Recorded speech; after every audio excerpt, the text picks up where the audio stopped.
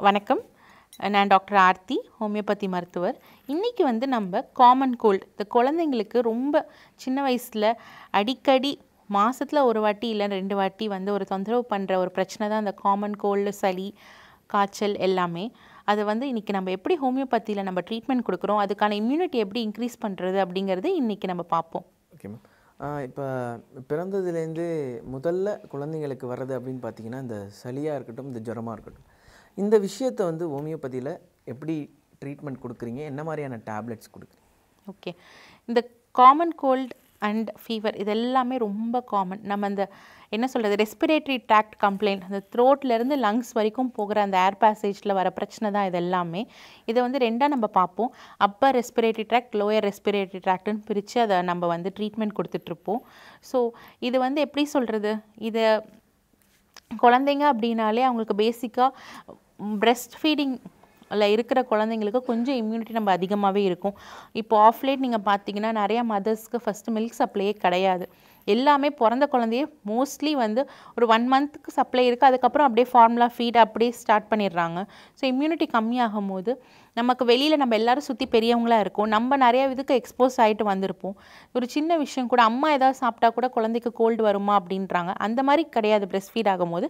But சின்ன சின்ன exposure, dust, pollen grains அது மாதிரிலாம் எக்ஸ்போஸ் ஆகும்போது கண்டிப்பாக கோல்டு வரும். இது வந்து க்யூரபிள் தான் ஈஸியாக. இது கோல்டு வரும்போது ஆப்வியஸாக பாடியில் வந்து ரெசிஸ்டன்ஸ் கம்மியாயிடும், இம்யூனிட்டி ரொம்ப கம்மியாயிடும் குழந்தைங்களுக்கு. ஸோ அது வந்து நம்ம ஹோமியோபதியில் வந்து நிறையா மெடிசன்ஸ் இருக்குது. ஈஸியாக ஸ்வீட் மெடிசன்ஸ் கொடுத்தே குழந்தைங்களுக்கு பிடிச்ச மாதிரியே வந்து இந்த காமன் கோல்ட்லேருந்து நம்ம ரிலீஃப் கொண்டு வந்து அந்த பிள்ளைங்களுக்கு இம்யூனிட்டி ரெசிஸ்டன்ஸ் கொடுத்து இதோட ஃப்ரீக்குவென்சி அக்கரன்ஸ் வந்து ரொம்ப கம்மி பண்ணி அந்த பிள்ளைங்களுக்கு வந்து நம்ம கொடுக்கலாம் ஹோமியோபதியில். Okay ma'am. இப்போ ஒரு குழந்தைக்கு அடிக்கடி சளி வருது, இப்போ தாய்மார்கள் வந்து ஃபீட் பண்ணுறதை நிப்பாட்டிட்டாலும் கொஞ்சம் கொஞ்சமாக வளரும் பொழுது அடிக்கடி இந்த சளி பிரச்சனையோ ஜுர பிரச்சனையோ வரும் பொழுது ஒரு சிலர்லாம் ரொம்ப பயந்துருவாங்க.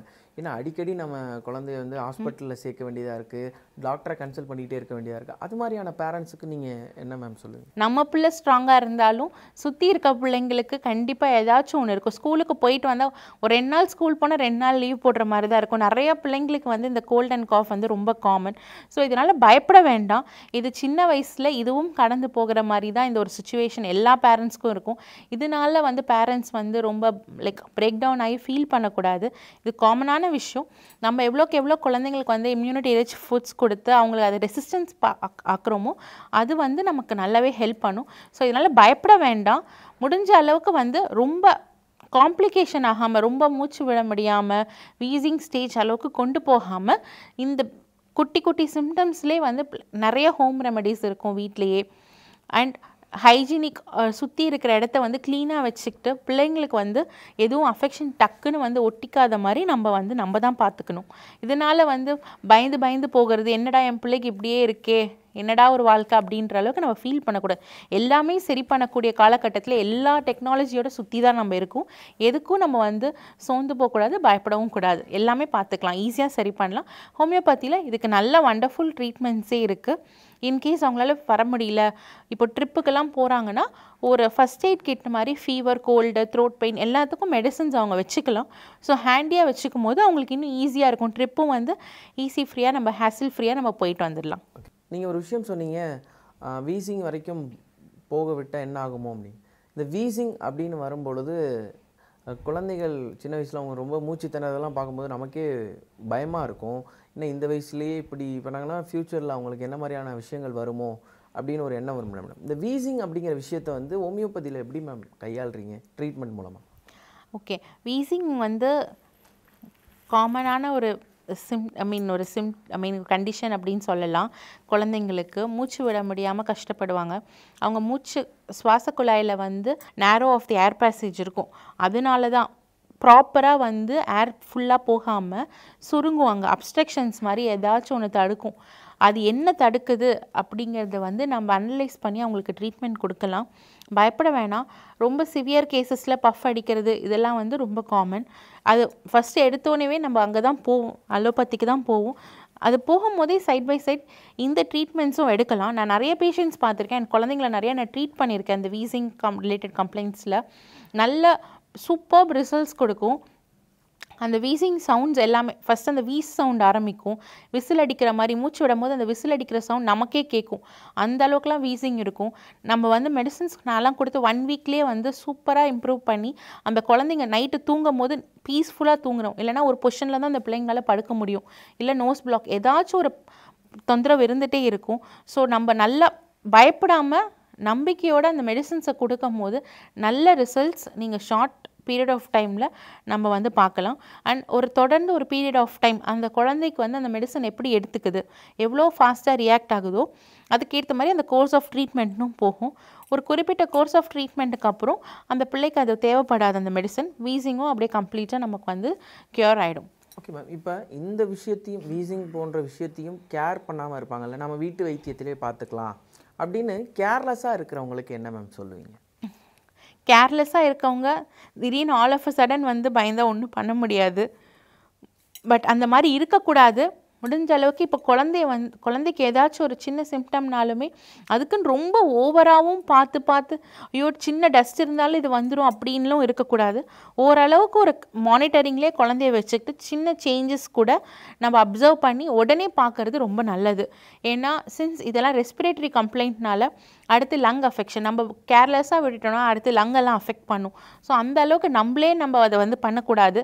ஸோ முடிஞ்ச அளவுக்கு ஓரளவுக்கு குழந்தைங்கள நம்ம கண் பார்வையில் கொஞ்சம் நார்மலாக இல்லை, குழந்தை லைட்டாக ஆக்டிவாக இல்லாத மாதிரி இருக்குது, நார்மலாக அதோட ஹேபிட்ஸ் இல்லை, அதோட ரொட்டீன் ஒர்க் போகலை, ஏதோ டிஸ்டர்ப் ஆகிருக்கு அப்படின்னா நம்ம கரெக்டாக அப்சர்வ் பண்ணி அதை ஃபைண்ட் அவுட் பண்ணுறது ரொம்ப நல்லது. இந்த ஹோமியோபதி டேப்லெட் எப்படி மேம் கொடுக்குறீங்க? இந்த டைமிங்கில் நம்ம இந்த சளி, இந்த இருமல், இந்த ஜுரத்துக்கான டேப்லெட் எந்த சமயத்தில் போடணும்?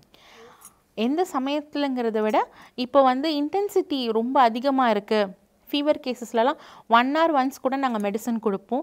அது டோசஸ் இருக்குது, பவர் அதுக்கேற்ற மாதிரி நாங்கள் இன்க்ரீஸ் பண்ணுவோம். கம்மியான பவரில் தான் எப்பயுமே ஸ்டார்ட் பண்ணி கொடுப்போம். அந்த இன்டென்சிட்டிக்கு ஏற்ற மாதிரி 1 hour ஒன்ஸா 2 hour ஒன்ஸா அப்படிங்கிறது கூட மெடிசன்ஸ்.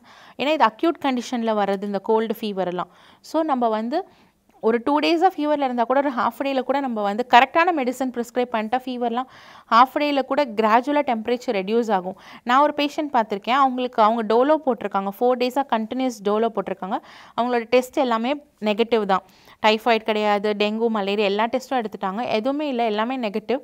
பட் ஆனால் Dolo fever, body pains, viral fever, common viral fever ஒரு 4 days 3 times a day Dolo போட்டிருக்காங்க, எந்த ரிசல்ட்டுமே இல்லை, பெயினும் குறையில, சப்சைட் ஆகலை.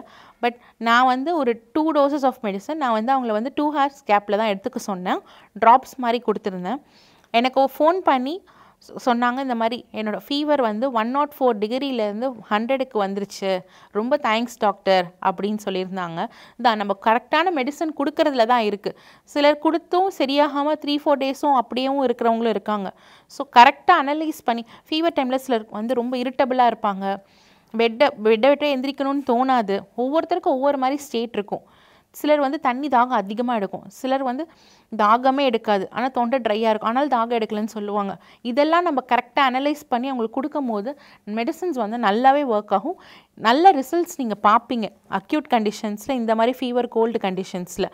ஆனால் இன்டென்சிட்டியை பொறுத்து அந்த டாக்டர் அந்த பேஷண்ட் ஆல்ரெடி தெரிஞ்சிருக்கும். ஸோ அதை பேஸ் பண்ணி அந்த மெடிசன் டியூரேஷன்ஸ் எல்லாமே மாறும். ஏன்னா இப்போ மூட்டு வலிலாம் காலையில் மத்தியானம் நைட்டுன்னு சொல்லுவேன், காலையில் நைட் அப்படி சொல்லலாம், இல்லை ஒரு வேளை கூட சொல்லலாம். ஆனால் இதை பொறுத்த வரைக்கும் அப்படி இல்லை.